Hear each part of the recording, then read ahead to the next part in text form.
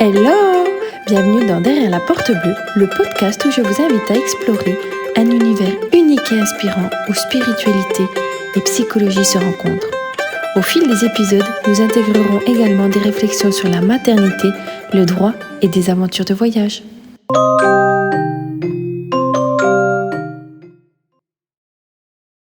Pourquoi certaines personnes blessent les autres, alors qu'au fond, tout le monde sait ce que ça fait d'avoir mal? Les gens sont-ils vraiment méchants ou juste cassés? Ce sont des vraies questions que je me pose. C'est vrai, pourquoi certains humains donnent de l'amour alors que d'autres donnent du poison? Je pense que cet épisode ne va peut-être pas plaire à tout le monde, mais je sais d'avance qu'il va faire énormément de bien à d'autres personnes. Alors, est-ce que vous aussi, ça vous est déjà arrivé de vous retrouver face à des personnes où vous ne savez pas comment vous comporter? Parce que quoi que vous fassiez, ça n'ira jamais. Il y aura toujours des tensions, soit directes, soit en mode guerre froide. On a le sentiment que l'on ne peut pas parler simplement et librement, que peu importe le ton ou la formulation choisie, on a le sentiment de détenir une bombe à retardement dans les mains. Et souvent, il nous faut ressentir un sentiment de culpabilité, comme si c'était nous le problème. Je déteste tellement ce sentiment que je trouve malsain, voire toxique, car après, ça peut nous travailler, nous déstabiliser, voire nous oppresser. Alors que quand on y réfléchit de plus près, avec la majorité des personnes que l'on côtoie, dans toutes les sphères confondues, familiales, professionnelles, amicales, tout est plutôt simple, tout est fluide. Typiquement, si on reproduit la même situation avec la grande majorité des personnes, ça va très bien se passer. Mais avec ce genre de profil, ça va être conflictuel, problématique. Et c'est pesant, car tout peut être plus simple et harmonieux. Mais il suffit d'une ou deux personnes avec qui tout ce qui est censé être simple devient compliqué. Comme une simple invitation qui se transforme en guerre, en conflit, en histoire. Et bien souvent, ça nous fait de la peine, on se remet en question et on ne comprend pas. Mais récemment, j'ai compris que c'est toujours le même profil de personnes. Ce sont souvent le combo des personnes malheureuses, en colère, frustrées, avec un caractère plutôt négatif. Parce qu'il y a des personnes qui sont tristes et pour autant qui arrivent à transformer leur chagrin en force et en quelque chose de beau et qui sont très bons avec les autres. Mais ce ne sont pas de ces personnes-là que je parle. Je parle de ceux qui ne sont pas en paix avec eux-mêmes, qui sont en conflit intérieur très certainement. Et donc qui projettent leur peur, leur frustration, leur colère sur les autres en étant bien souvent blessants et méchants de manière gratuite. Je n'ai aucune idée de savoir si c'est conscient ou pas. Ce n'est pas mon métier, je suis pas psychologue, peu m'importe d'ailleurs. Je trouve ça juste pénible. Que l'on ait à subir leur mauvaise humeur, personnellement, j'en ai marre. J'ai la flemme de ce genre de personnes qui polluent notre écosystème, notre état d'esprit, tout simplement parce que le bonheur et la joie des autres les irritent. D'ailleurs, il a été reconnu par les psychologues qu'il existe des personnes plus difficiles à vivre, qui ont toujours un commentaire négatif ou un comportement provocateur, voire toxique. Il s'agit de personnalités hautement conflictuelles, qui ont tendance à avoir 4 caractéristiques principales. La première, c'est la préoccupation à blâmer les autres. La seconde, c'est d'avoir des pensées extrêmes, du genre tout ou rien. Soit tout est blanc, soit tout est noir. Il n'y a pas de demi-mesure, pas de nuance, pas de subtilité possible. Ces personnes-là ont souvent des émotions intenses non maîtrisées, comme beaucoup de colère, beaucoup de jalousie et des comportements extrêmes, voire menaçants. Et face à ce genre de personnes, le mieux est de rester calme et maître de soi-même pour éviter de répondre de manière émotionnelle à notre tour. Mais c'est tellement triste, cet état d'esprit, que moi je ne veux plus me laisser toucher par ce genre de comportement. Cela n'a pas sa place dans ma vie. Je trouve déjà que la vie passe à une vitesse folle, que l'on manque de temps pour les gens que l'on aime, pour faire ce que l'on aime, donc je n'ai pas le temps pour les personnes qui sont aigries et rabat-joie et constamment de mauvaise humeur.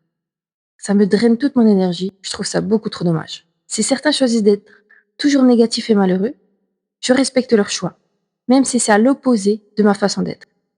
De même pour les personnes qui ne se réjouissent jamais pour les autres. Et pire sont ceux qui éteignent les autres pour essayer de briller. Ou alors ceux qui essayent toujours de tirer la couverture de leur côté en se faisant passer pour eux les malheureux, les victimes, alors que souvent c'est eux-mêmes qui se placent dans cette position tout seuls.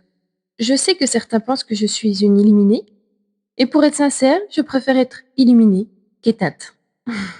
C'est bien plus fun à vivre. Après, pour en revenir à ce type de personnes, je vous l'accorde que c'est bien plus compliqué lorsqu'il s'agit du cercle proche, comme celui de la famille, car une partie de nous a de l'affect pour ces personnes et aiment certaines facettes d'eux. Mais bon, quand ça devient vraiment très toxique, il faut des fois savoir couper le lien et dire stop. Je ne dis pas qu'il faut fermer la porte à cette relation, mais seulement remettre du cadre et parfois prendre du recul quand c'est possible. Car parfois, c'est une nécessité pour se protéger soi-même. Après, c'est toujours plus simple à dire qu'à faire. C'est parfois un long process, car il faut déculpabiliser du lien. Mais si c'est pas de la famille trop proche, c'est beaucoup plus simple. Après, chacun fait comme il le veut et comme il le peut aussi. Mais ce qui serait bien, c'est de ne plus laisser les gens aigris nous parasiter, nous polluer notre esprit. Pour ma part, j'aime œuvrer pour le bien. Et pour certains, je sens bien que ça les irrite, mais malheureusement, ce n'est pas mon problème, c'est le leur. Donc ils n'ont pas à projeter leurs remarques, et en plus, entre nous, je ne leur ai même pas demandé leur avis. Mais j'ai l'impression que pour certains, avoir du cœur et être gentil, c'est quelque chose de mauvais, comme un défaut, une sorte de gros mot qu'il ne faut pas dire. Mais non, absolument pas, car bien souvent, les gens gentils, etc., sont de nature introvertis, timides, et donc n'osent pas prendre leur place pour briller, n'osent pas affirmer leur position, leur façon de voir la vie, leur philosophie, alors que le monde a tellement besoin de ça pour briller à son tour. Il a besoin d'amour, de beau, d'harmonie, pas de tension et de critique et de mauvaise humeur. Pareil, il y a une autre question que je me pose souvent. C'est pourquoi certains sont méchants. Certains même sont tellement pleins de colère qu'ils crient des mots odieux. Mais j'ai lu quelque chose récemment qui m'a permis de voir les choses différemment, de changer mon prisme de perception. C'est que quelqu'un qui a des excès de colère et qui fait beaucoup de bruit ne contrôle pas ses émotions. Et donc crier est une parade pour tenter de biaiser l'autre.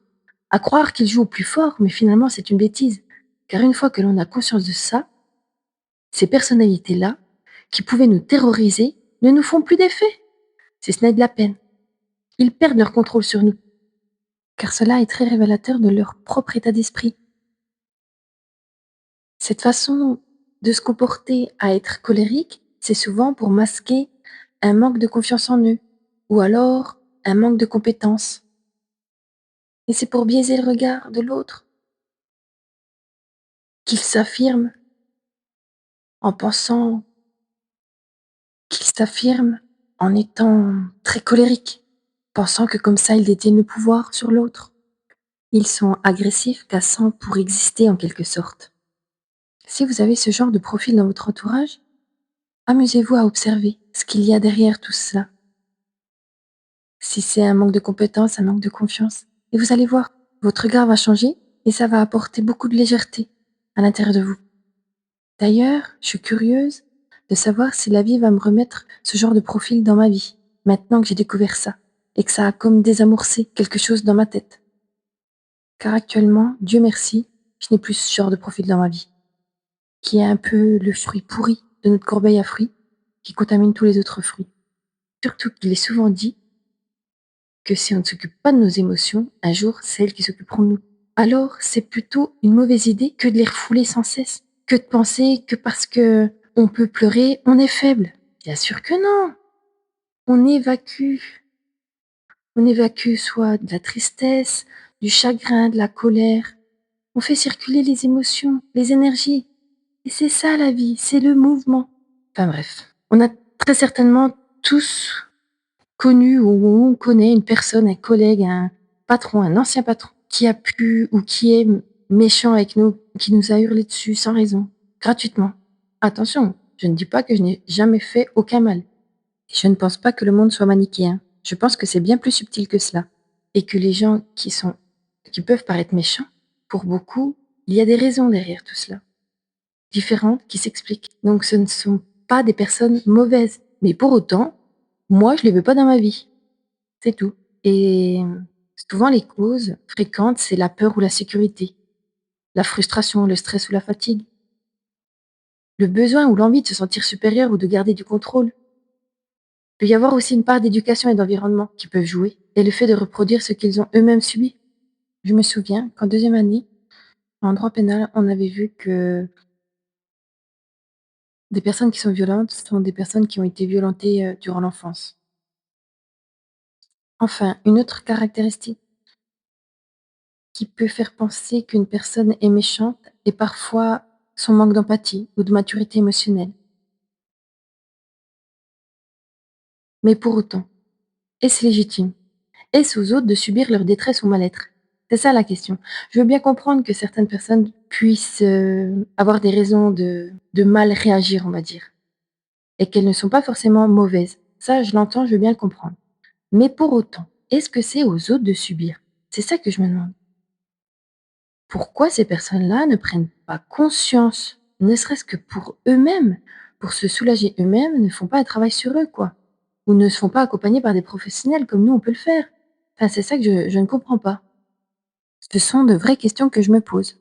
Après, je sais qu'il y a aussi un biais humain qui fait que l'on remarque beaucoup plus les comportements négatifs que les gestes ordinaires ou gentils. Alors, une personne agressive peut marquer une journée entière alors que 10 personnes correctes passent inaperçues. Ça ne veut pas dire que la méchanceté est acceptable, mais comprendre pourquoi elle existe n'oblige pas à la tolérer.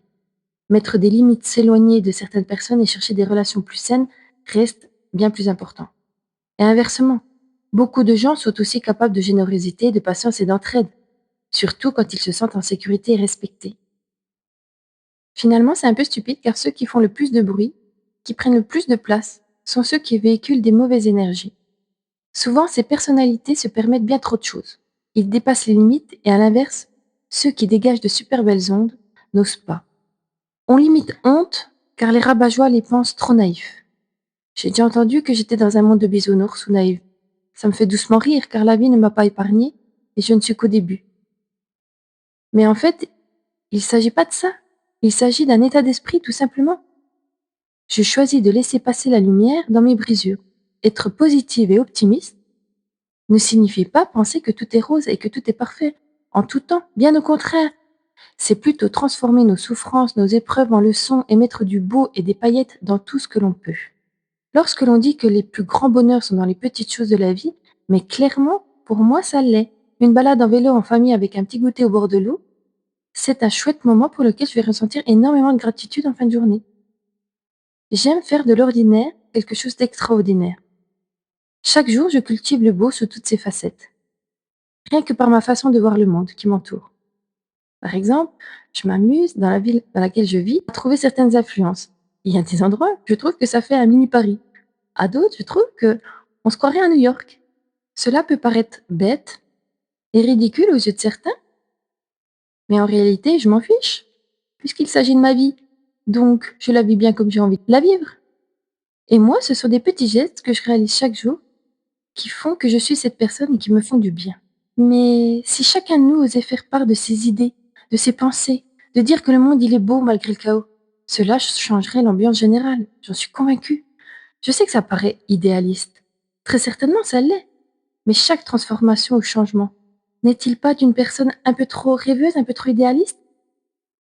Alors, plus on le sera en plus grand nombre, plus l'influence sera grande. On a le droit de voir le verre à moitié plein même quand tout va mal. Car c'est ça la vie, c'est l'espoir. L'espoir qu'un jour ça ira mieux. Croire qu'après chaque tempête, le soleil revient. On a le droit de cultiver le beau dans tout au quotidien. On a le droit de vouloir tout célébrer car la vie est une fête. J'aimerais même réussir à célébrer la mort comme le font les Mexicains, plutôt que la commémorer. Mais j'ai encore du chemin à réaliser sur ce sujet. D'ailleurs, si l'on est croyant, de l'autre côté, c'est l'amour absolu. L'amour sans condition, c'est la paix, la sérénité. Donc il n'y a pas de place pour la méchanceté, le mal-être et le malheur. Certains disent que l'enfer, c'est sur terre. Et pourtant, il y a du beau sur terre. Alors, dans un monde idéal, j'aimerais que ceux qui pensent comme moi, qui ont envie d'œuvrer pour le bien, le vrai, l'authenticité, et qui ont le cœur ouvert, prennent plus de place. Qu'ils ne craignent plus d'affirmer qui ils sont face aux autres. Car je suis convaincue que si chacun de nous ose transmettre le bien autour de soi, ne serait-ce que par une toute petite action chaque jour, le monde se porterait bien mieux. Encore une fois, ce n'est pas vivre coupé du monde et de penser que tout est parfait. Être positive, c'est notre réaction face aux épreuves de la vie. Voir comment on transforme quelque chose de douloureux et difficile en une force et en quelque chose de beau.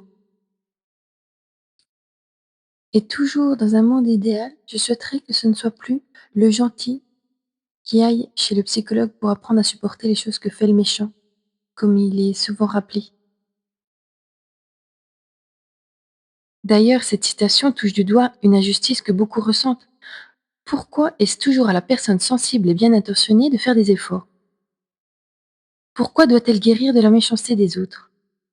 Mais si l'on regarde cette idée avec un regard optimiste, se rendre chez un psychologue ou faire un travail sur soi est un cadeau que l'on se fait. C'est pas un signe de faiblesse, mais la preuve d'une immense force intérieure. Le gentil ne va pas chez le psy pour apprendre à subir. Il y va pour comprendre que sa bonté n'est pas un problème mais une lumière. Il apprend simplement à mieux protéger cette flamme pour qu'elle ne s'éteigne pas sous le vent mauvais. Car en fait, la vie nous envoie ce genre de personnes pour nous tester nos limites, afin de voir si l'on va céder à la méchanceté et devenir méchant à notre tour ou rester dans notre credo. Ne donnons pas de force aux méchants, ne les laissons pas nous définir ou nous déstabiliser, alors que le problème, c'est eux. C'est à eux d'aller faire un travail sur eux-mêmes, pour se délivrer de leur souffrance, de leur mal-être, de leur colère et de leur frustration. Je ne sais pas, c'est eux qui savent. Ou s'ils ne savent pas, ben c'est à eux d'aller chercher. Spirituellement, on peut penser que le gentil qui a choisi la lumière ne se bat pas avec celui qui a choisi l'ombre. J'adore cette phrase.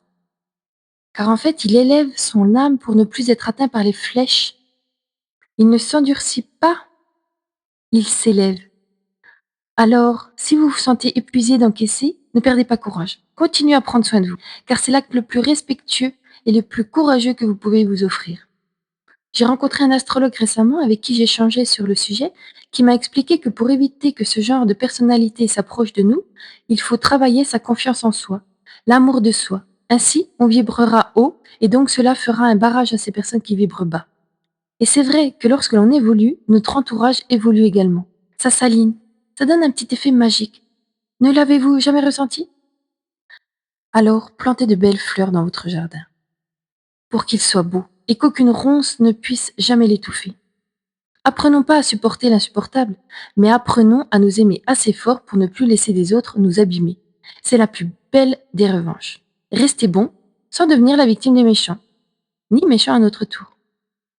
Voilà, j'espère que cet épisode vous aura plu, et on se dit à bientôt.